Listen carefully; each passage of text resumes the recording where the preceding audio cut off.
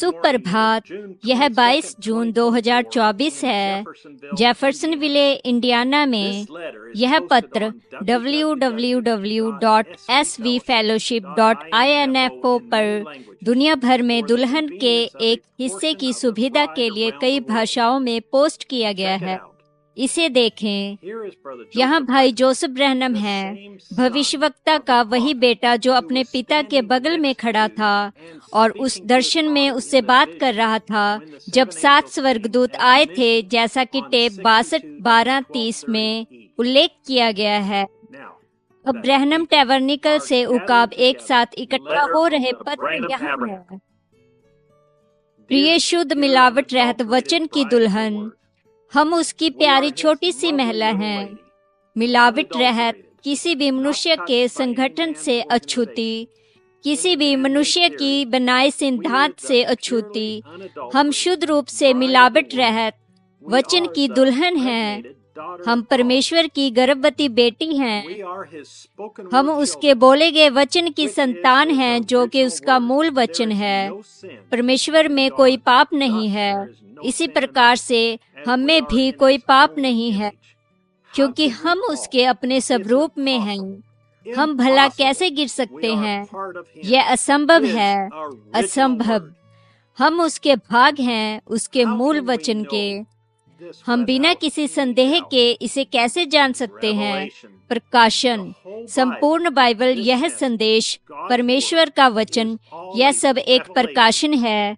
इसी तरह से हम इस आवाज और अन्य सभी आवाजों के बीच की सच्चाई को जानते हैं, क्योंकि यह एक प्रकाशन है और हमारा प्रकाशन बिल्कुल ठीक वचन के साथ है, ना ही वचन के विपरीत।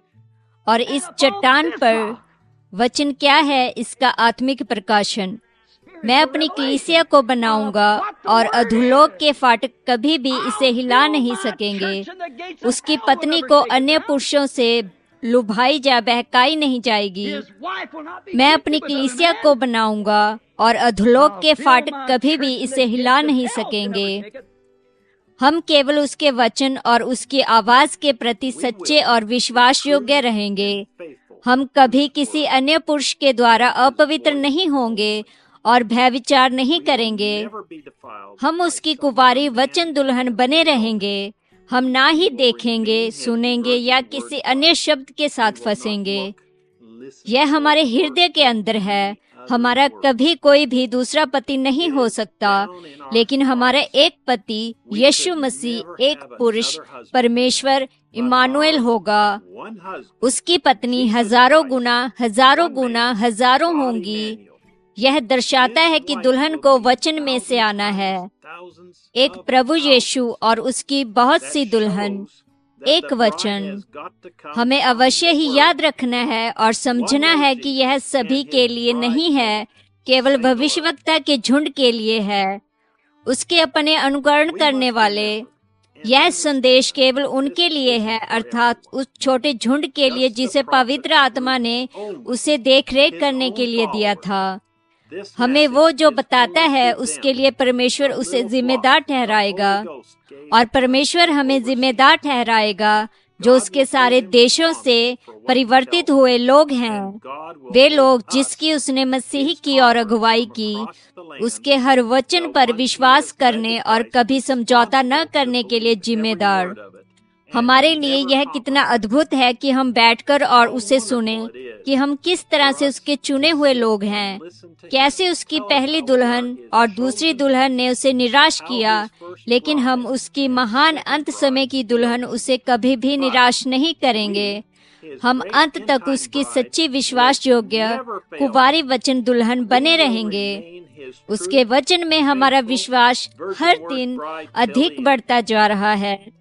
हम उसके हर एक वचन को सुनने और उसका पालन के द्वारा, उसकी आवाज को हमसे बात करते हुए सुनने के द्वारा, हमारी बाइबल को पढ़ते हुए, प्रार्थना करते हुए और दिन भर उसकी आराधना करते हुए खुद को तैयार कर रहे हैं। हम जानते हैं कि वह बहुत ही जल्द आ रहा है, किसी भी मिनट। जैसे कि नूह, हम आशा कर रहे थे कि वह बीते कल आ रहा था। हो सकता है आने वाले कल सुबह को दोपहर को, शाम को, लेकिन हम जानते हैं कि वह आ रहा है। परमेश्वर का भविष्यवक्ता और उसका वचन कभी गलती नहीं करते। वह आ रहा है। हम महसूस करते हैं कि यह 7वां दिन है और हम बादलों को बनते हुए देख सकते हैं और भारी बारिश की बूंदें गिरते हुए देख सकते हैं। समय आ पहुंचा है। हम जहाज में सुरक्षित और सही हैं। बड़ी उपेक्षा के साथ प्रतीक्षा कर रहे हैं। आकर हमारे साथ जुड़ें जब हम इस रविवार को दोपहर 12 बजे जेफरसनविल समय पर परमेश्वर की आवाज को हमें आश्वासन देते हुए सुनते हैं। जब हम सुनते हैं विवाह और तलाक 650221 M। भाई जोसेफ ब्रैनम।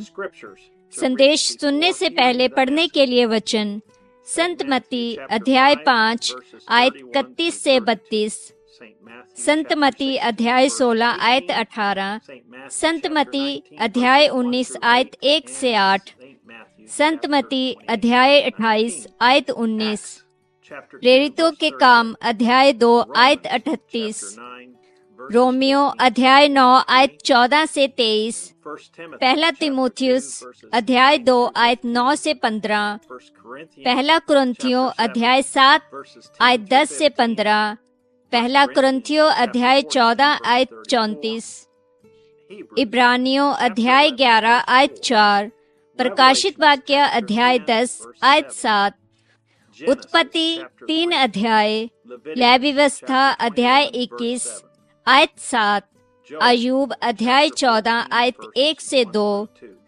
यशाया अध्याय 53, यहेजकेल अध्याय 44 आयत 22।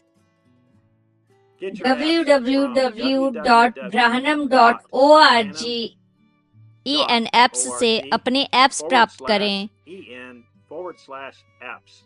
अगली बार तक परमेश्वर आपको आशीष दें और शालोम।